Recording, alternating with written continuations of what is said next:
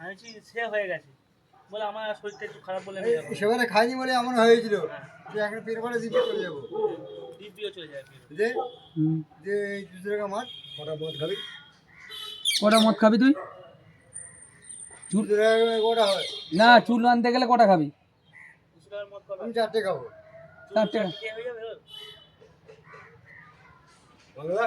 বাংলা গোটা একটা 100 টাকা না 160 টাকা। এখন 100 টাকা নেই আর সেই সেই ভুলে যাও।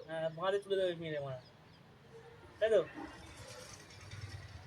আছি কাকা তুই সারাদিনে কটাকার মারা যাবে সারাদিন সত্যি কথা বলছি তুই সারাদিন কাজ করছিস এই যে তুই সারাদিনে কটা মাল লাগবে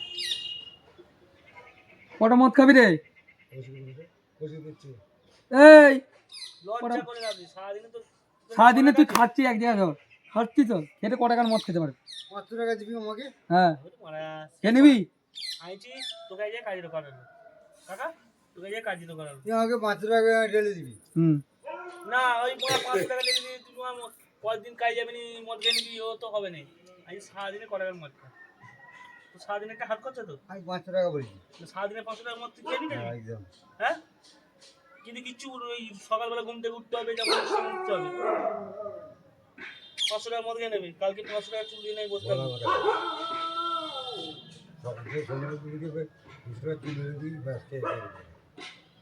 সারাদিনে কটা টাকার মদ ভাই আমি যা বলেছি ওই বলি 500 টাকার মদ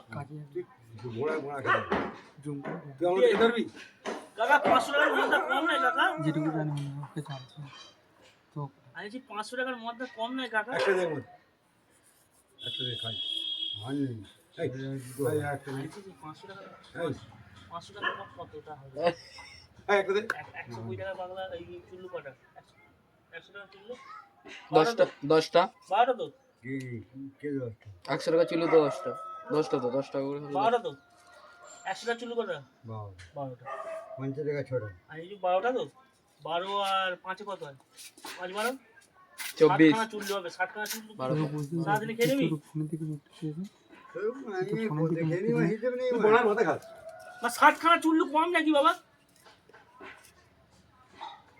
এই মনোজ